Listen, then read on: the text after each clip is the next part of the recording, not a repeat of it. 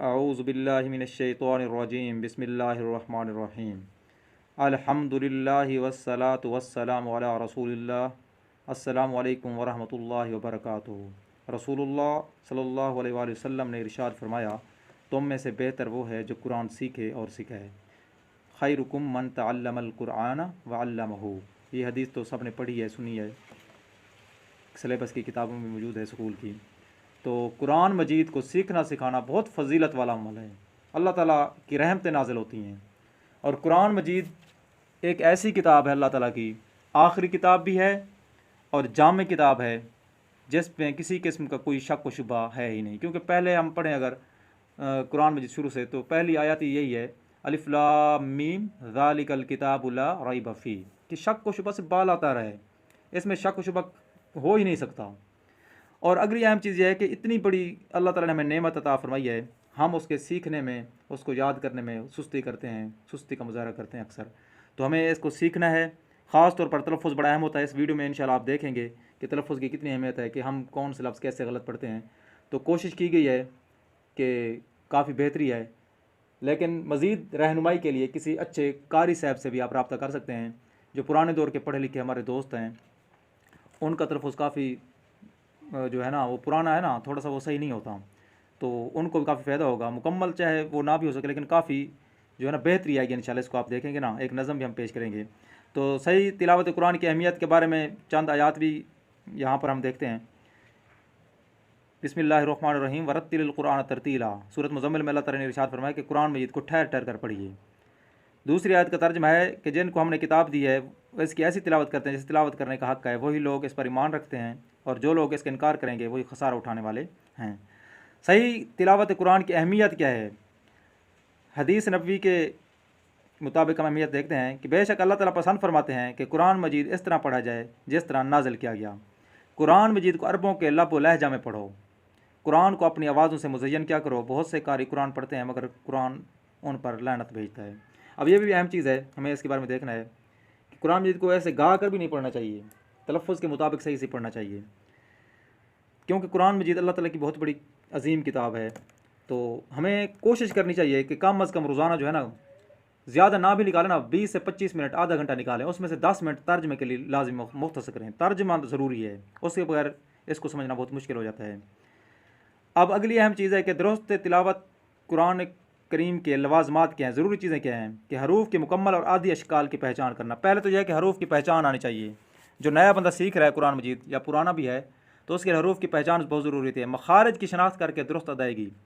मखारज ये हैं, मखारज क्या होते हैं? मखारज ये होते हैं कि कौन सा लफ्ज़ हमने मुँह के किस हिस्से से अदा करना है। जिस तरह आपने कारी साहिबान को देखा होगा, वो अपने हाथों से मुंह हिलाकर जो है ना वो लफ्ज़ों को अदा फरमा रहे होते हैं। तो अगली चीज़ है हरकत अलामात के इश्काल में फ़र्क और आवाज़ों की पहचान। ये भी बढ़िया होती है कि हरकत कौन सी है, ज़ेर ज़बर पेश जो हम पढ़ते हैं, अलामात कौन सी हैं, कहाँ रुकना है, कहाँ ठहरना है, कहाँ लंबी करनी है, जिस तरह मद होती है, शद होती है, इसको कैसे पढ़ना है, हरूफ मद्दा लीन के तसव्वुरात, ये भी इंशाल्लाह हम पढ़ेंगे। अब इसकी एक वीडियो नहीं है, और भी वीडियो इंशाल्लाह हम बनाएंगे, 2-3 वीडियो बनेंगे इसकी, तो आप उनको देखेंगे, हर चीज़ आपको मिलेगी इंशाल्लाह। काफ़ी बेहतरी आएगी, और ये दीन का काम है, इसको फैलाना भी चाहिए और सीखना भी चाहिए। कुछ आप यहाँ से मदद हासिल कर सकते हैं इंशाल्लाह, काफ़ी आपको मिलेंगी मालूमात। कुछ फिर किसी कारी साहब से रब्ता करें।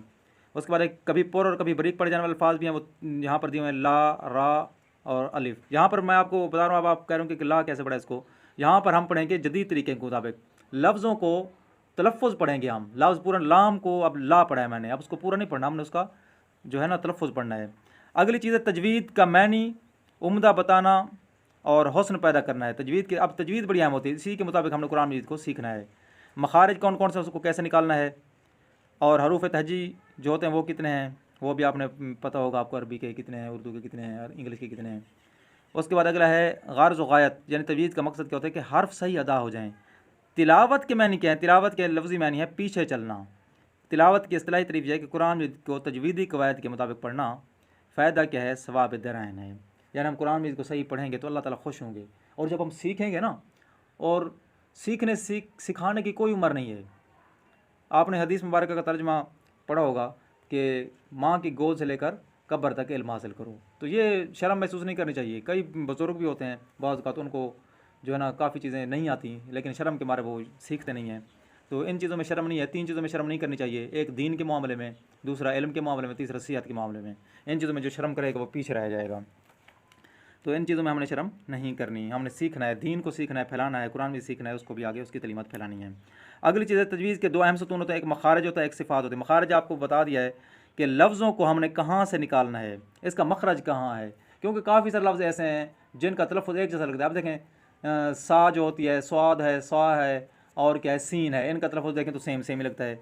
अब जब हम इसको निकालेंगे ना उसके मखरज से, फिर उसका सही तलफ़्फ़ुज़ आएगा, पता चलेगा हम सीन पढ़ रहे हैं, स्वाद पढ़ रहे हैं, या से पढ़ रहे हैं, सा पढ़ रहे हैं। तो ये मखारज ये हो गए। उसके बाद सिफ़ात हैं, जिस अंदाज से हर्फ अदा होता है इस अंदाज को सिफ़त कहते हैं। बरीक, आप देखें कौफ, कैफ, अब एक बरीक है, एक मोटा है। सीटी वाली, सीन सीटी वाली है, था, ये सीटी नहीं बजती इसमें से, और बगैर सीटी वाली, सीटी वाली, ये अहम चीज़, ये होती है सिफ़ात उसकी भी। लफ्ज़ कौन सी सिफ़त वाला है? आमतौर पर 2 लफ्ज़ बड़े हैं जो सीटी वाले होते हैं, सीन और स्वाद, ये सीटी वाले अल्फाज हैं। और मोटे अल्फाज होते हैं वो भी हम पढ़ेंगे कौन कौन से मोटे अल्फाज हैं। आप इंशाअल्लाह हमारे साथ रहेंगे तो बहुत फ़ायदा होगा। मखारज सिफ़ात की अहमियत क्या है? अब ये बड़ी अहम चीज़ है, इसको ज़रा आप गौर से देखें कि मिलती जुलती आवाज़ वाले लफ्ज़ों की दुरुस्त मखरज अदायगी ना करने की सूरत में लफ्ज़ के मानी तब्दील हो जाते हैं। अब तीन है, तीन, अब दूसरा है तीन, एक का मतलब मिट्टी है, एक का मतलब आपके सामने खड़ा है। अगली चीज़ है जी समन, समन सा वाला समन, इसको समन पढ़ेंगे तो कीमत है, और समन सीन वाला पढ़ेंगे समन, सीटी की आवाज़ वाला तो घी है इसका मतलब। इस्म, इस्म गुनाह, इस्म नाम जो हम पढ़ते हैं, इसम नाउन जिसको कहते हैं। सैफ, सीन पढ़ेंगे तो सीटी बजेगी, सैफ तलवार, और सैफ का मतलब मौसम गर्मा। कुल तू का है, कुल का मतलब है तू खा। अब ये है बहुत अहमियत। और भी बहुत सारे ऐसे हैं, जिस तरह काल्ब है, काल्ब, काल्ब का मतलब होता है कुत्ता, कल्ब, कल्ब का मतलब है दिल। अब यहाँ पर देखें जी, सौती तरतीब से ये अल्फाज दिए गए हैं। अब मीम है तो इसको मीम नहीं पढ़ाऊँगा मैं, इसको मैं बताऊँगा कि इसको हम पढ़ेंगे जदीद तरीके से। मा, मा, बा, वा, फा। इसकी नज़म भी अभी मैं आपको थोड़ा सा वो इसके बाद ना, इन लफ्ज़ों की पहचान के बाद हम इस नज़म थोड़ी सी देखते हैं, उसमें आपको काफ़ी बेहतरी आ जाएगी इंशाल्लाह। अब इन लफ्ज़ों की सौती तरतीब से बताएगा। अब वो कह रहे कि ये तरतीब क्यों दी गई है? ये तरतीब है मुंह के किनारों से लेकर हम हलक की तरफ जाएंगे तरतीब से, मैं आपको बताऊँगा कैसे हम जाते हैं। अब मीम के ऊपर ज़बर है तो इसको हम पढ़ेंगे मा। अब बहर वाले जो होंठ है ना, उनके बहर वाले खुश्क किनारे जब आपस में मिलते हैं तो मीम यानी मा की आवाज़ पैदा होती है। फिर थोड़ा सा अंदर जाएंगे, तार किनारे आते हैं तो उससे बा बनती है। फिर होंठों को थोड़ा सा गोल करेंगे, वाह, ज़्यादा गोल भी नहीं करना। फिर उसके बाद है फ़ा। अब फ़ा कैसे बनती है? ऊपर वाले दांत, नीचे वाले होठ, इनको आपस में दबाव पैदा होता है तो फ़ा बनती है। आप इसके करके देखें इंशाल्लाह आपको पता चलेगा भाई फ़ा ऐसे बनती है वाकई। तो इसको कैसे पढ़ेंगे? मा, बा, वा, फ़ा। आगे फिर है सा, ज़ा, ज़ो, ता, दा, तो, ज़ा। अब ये ज़ा जुम्बिश पैदा होती है, दांत जो है ना, अब जो करें ना सा को दोनों दांतों के दरमियान में ज़बान रखने से ये आवाज़ पैदा होती है। और ज़ा भी वहीं और ज़्वा भी वहीं, ता, दा, तो, ये भी वैसे ही है, थोड़ा सा ज़बान ऊपर वाले दांतों के पिछली साइड पर लगती है, तो ये अल्फाज बनते हैं। यानी अब दोबारा देखें, यहाँ पर TPI वो लिखी खड़ी है, TPI होते हैं टोटल फिजिकल इंस्ट्रक्शन। अब दोबारा मैं आपको पढ़ कर थोड़ा सा दिखाता हूँ, उसके बाद नज़म पढ़ेंगे हम। मा, बा, वा, फ़ा, होंठों से, ये होंठों से अदा होते हैं ये अल्फाज। उसके बाद दूसरे पॉइंट पर जो उंगली पर 12 लफ्ज़ बने हुए हैं, ये सा, रा, वो, ये थोड़ा सा मुंह को बंद भी करते हैं, थोड़ा सा हिलाते भी हैं, और ये दांतों के दरमियान आपने ज़बान को रखना है, सा, वा, वो। उसके बाद है ता, दा, तो, ये कहाँ है? अगले ऊपर वाले दांत, उनकी पिछली साइड, मसोड़े जो होते हैं पिछले अंदर की तरफ, वहाँ पर ज़बान लगे तो पैदा होते हैं ता, दा, तो। अब थोड़ा सा पहला लफ्ज़ आसान है, दूसरा जो है थोड़ा थोड़ा मोटा करते जाएंगे, सारे तलफ़ुज़ ऐसे ही है। पहली चीज़ें जो हैं वो बारीक हैं, अगली चीज़ें मोटी होती जाएंगी। अगला है जी रा, सा, फो। अब ये सीन और सौद जो है ये सीटी वाले अल्फाज हैं, तो दोनों दांतों के पिछली तरफ ज़बान इनके साथ ना कि दोनों दांत बंद हों फिर ये अल्फाज अदा होते हैं। कैसे? रा, ज़ा, सा, सौ, जो पिछली साइड है ना, दांतों की पिछली साइड पर रहे ज़बान। उसके बाद है ला, ना, रो। आगे हम चलेंगे तो जा, शा, या। अब जी ज़ुआद जो है, दुआद भी पढ़ते हैं, कोई क्या पढ़ते हैं, बस तलफ़्फ़ुज़ किनारों पर ज़बान लेकर जाएं, जो भी अल्फाज देंगे, गौ, कै, कौ, अ, ये बिल्कुल हलक के निचली तरफ, अ, ह, ग, खौ, ये मुकम्मल हो गया। अब थोड़ी सी नज़म देखते हैं, इंशाल्लाह आपको बहुत फ़ायदा होगा इससे भी। फिर आगे चलते हैं। होंठों से हूँ चार अदा, मा, ब व फा। होठों से हूँ चार अदा, म ब व फा। ज़ुबान के आगे से निकले इन 12 हरफों की सदा। ज़ुबान के आगे से निकले इन 12 हरफों की सदा।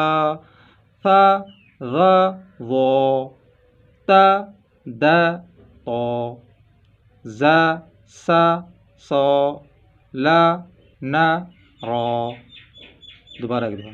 थ ग जो, त द तो, ज स सो, ल न रो। इनमें फ़र्क यह है कि इनमें सीटी बजती है थोड़ी सी, इनमें सीटी नहीं बजती। जो है था ज़बान दांतों के दरमियान में आती है। एक तो दोबारा इसको देखते हैं। ज़ुबान के आगे से निकले इन 12 हरफों की सदा। थ ग वो, त द तो, ज स स, ल न रो। बीच ज़ुबान से ज श य, बीच ज़ुबान से ज श य, और किनारों से वो क को, और किनारों से वो क को। ये सबसे मुश्किल तरफ इसका होता है। ज़बान जो है वो किनारों की तरफ लेके जानी, दाएं तरफ या बाएं तरफ। हलक से निकलें ह ह ह ग ख। हलक से निकलें ह ग ख। ये छोटी सी नज़म थी, मज़ीद आप किसी कारी साहब से भी सीख सकते हैं ये चीज़। अब हम देखते हैं शक्लों को। अब शक्लों के मुताबिक बताया गया है भाई कहाँ करना है। अब मैं आपको बताता हूँ, आप थोड़ा सा गौर करेंगे। ये वही पहले हैं होंठों से अदा होने वाले अल्फाज जो थे, होंठों से म ब व फा। अब माँ को कैसे अदा करना है? जो हमारे होंठों के खुश्क किनारे हैं वो आपस में मिलें। म, अब मैं पूरा मीम नहीं पढ़ रहा, पढ़ रहा हूँ। ये जदीद तरीके से समझाने का तरीका है, हमारी ट्रेनिंग हुई थी, हमें उन्होंने सिखाया था ऐसे। उसके बाद है ब, थोड़ा सा जो तार किनारे वहाँ से होंठों के अंदर की तरफ जा रहे हैं, बाहर से अंदर की तरफ जा रहे हैं, ध्यान में रखना आपने। उसके बाद है व, उसके बाद है फा। ऊपर वाले होंठ नीचे, सॉरी, ऊपर वाले दांत नीचे वाले होंठ, इनको आपस में मिलाने से बनती है। ऊपर वाले तो दांत वो नीचे वाले होंठों के ऊपर पड़ें तो बनेगी फ़ा। अब ज़बान की नोक से अदा होने वाले कौन कौन से अल्फाज हैं? सा ज़ वो। अब था को कैसे पढ़ना है? दोनों दांतों के दरमियान में ज़बान की नोक है, दोनों दांतों के दरमियान में। पहला लफ्ज़ ज़रा पतला पढ़ना है, फिर अगला उससे मोटा, अगला उससे भी मोटा। सा ज़ वो, सा ज़ वो। ज़बान से पीछे की तरफ करेंगे, फिर ज़ा जो है ना, ज़ाल जिसको पढ़ते हैं, ये फिर ज़े बन जाएगी, जो रे होती है। ठीक है, अब दोबारा इसको एक दफ़ा देख लेते हैं। म ब व फ़ा, सा ज़ ज़ो। ज़ुआ को थोड़ा सा मोटा करके पढ़ना है ताकि ज़ और इसमें फ़र्क आ जाए, ज़ाल में और तुआ ज़ुआ वाली में। सा ज़ ज़ो। अब अगली है ज़बान की नोक से कौन कौन से अदा होते हैं, वो और हैं 3, 12 हमने पढ़े थे। ता द तो। अब इसको कैसे पढ़ना है? जो ता है, ऊपर वाले दांत उनके पिछली साइड पर मसोड़ों के साथ जाके ज़बान की नोक लगे, और पहला लफ्ज़ ज़रा पतला, दूसरा उससे मोटा, अगला उससे थोड़ा सा मुंह गोल ज़्यादा करके पढ़ना है। दोबारा सुने इसको। ऊपर ज़बान, ऊपर होंठों के इसके अगले दांतों के पिछली साइड पर त द तो थोड़ा सा मोटा करके पढ़ना है, त द तो। अब नीचे की तरफ जाएंगे, ज़ुबान की नोक से और कौन से अदा होते हैं? ज़ ज़ा, इसमें थोड़ी सी जुम्बिश आती है ज़बान है। ज़ा देखें, ज़ा ऐसे नहीं पढ़ना, ज़ा। दांतों दोनों के पिछली साइड पर ज़बान रुके और उसमें थोड़ी सी जुम्बिश पैदा हो। ज़ा सा, देखें सीटी बज रही है। सा सो, स्वाद को थोड़ा सा फिर मोटा करना है। ज़ स सो, ज़ स सो। अगर हम इसको उससे मुवाजना करें, ज़ाल से ज़े का, तो कैसे पढ़ेंगे? ज़ा, वो ज़ाल को क्या पढ़ेंगे? ज़ा, ये है ज़ा। अब सीन जो है इसका से मुकाबला करें, वो थी सा सा। ज़बान दोनों दांतों के दरमियान में। अब यह सा सीटी की आवाज़ आनी चाहिए। सा सो, स्वाद आ गया, फिर सा सो। दोबारा देखें, त द तो, ज़ स सो। अब आगे देखते हैं आगे कौन से अल्फाज हैं जी। आगे है ज़बान की नोक से और कौन कौन से हैं, वो बच गए हैं 3। 12 थे ना। ल न रा, हल्का सिंपल ऐसे बस आवाज़ निकालनी है। वही ऊपर वाले दांतों के पिछली साइड पर ज़बान लगे, आराम से नोक वहाँ पर लगे, ऊपर वाले दांतों के पिछले उसके साथ मसोड़ों के साथ अंदर वाले मसोड़े। ल न रा, ल न रा। अब ज़बान के दरमियान से कौन से अदा होते हैं? ज श या, ज श या। ये ज़बान के दरमियान से, ज़बान दरमियान से थोड़ा सा ऊपर की तरफ उठे, फिर ये सही अदा होते हैं। ज श या, ज श या। ये हो गया जी जो ज़बान के दरमियान से अदा होते हैं। अब लाम से दोबारा देखते हैं एक दफ़ा। ल न रा, न सॉरी, ल न रा, ज श या। वाले और दरमियान वाले। अब जो अल्फाज हैं जो ज़बान के किनारों से, सबसे मुश्किल जो है ज़ाद का तलफ़ुज़ होता है। अब इसका तरीका यह है कि ज़बान को दोनों किनारे जो हैं दाएं तरफ वाले जो गाल हैं उसकी तरफ या बाएं तरफ वाले गालों की तरफ लेकर जाएँ तो इसका तलफ़ुज़ अदा होना है। वो जो तलफ़ुज़ होगा वही होगा। अब जो आवाज़ जो निकले वो ठीक है, तलफ़ुज़ वहीं से है, मखरज इसका वही है, ज़बान के साइडों वाले किनारों की तरफ यानी गालों की तरफ। ग़ कै क़ौ, ये ज़बान के किनारों और जड़ों से अदा होने वाला अल्फाज है। किनारों से पहला अदा होता है काफ, और काफ जो थोड़ा सा पिछली साइड पर, काफ को फिर मोटा पढ़ेंगे। ग़ कै क़ौ, ग़ कै क़ौ। दोबारा एक दो देखें, ग़ कै क़ौ।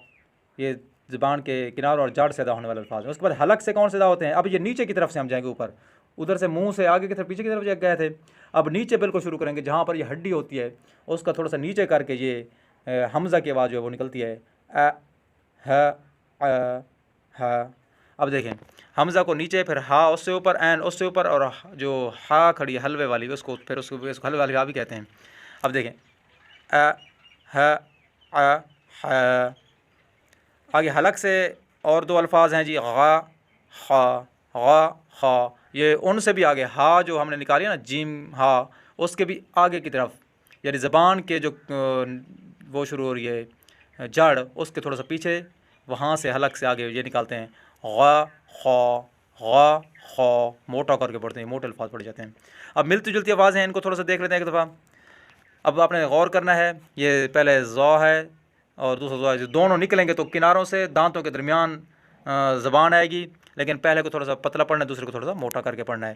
ज़ा ज़ौ, ज़ा ज़ा।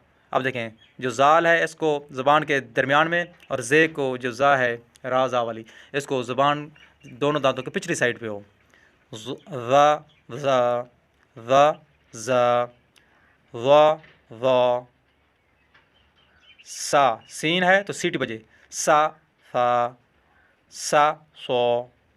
अब दूसरी लाइन सा ग़ ज़, द ज़, ज़ ग़, ग़ ज़, अ ह ह, ह ह, ह। चलें जी, कोशिश की गई है, काफ़ी बेहतरी है। मज़ीद आप ख़ुद भी ऐसे कोशिश करें, ट्राई करें, कोशिश से बंदा सीखता है। इस वीडियो से भी आपको काफ़ी इंशाल्लाह इन्फॉर्मेशन मालूमात मिली होंगी, काफ़ी आपका तलफ़ुज़ बेहतर हो सकता है। मज़ीद रहनुमाई के लिए घर में कोई बच्चा पढ़ता है कारी साहिबान के पास, या कारी साहिबान के पास मस्जिद में ही चले जाएँ, तलफ़ुज़ सही करना बहुत ज़रूरी है। शुरू में हमने बताया है आपको कि एक लफ्ज़ के पता नहीं कितने मतलब होते हैं, तो इसका ख्याल रखना है। उम्मीद है वीडियो आपको बहुत अच्छी लगी होगी। तो हमारे चैनल को सब्सक्राइब करें। वीडियो देखने का बहुत बहुत शुक्रिया। अल्लाह हाफिज़।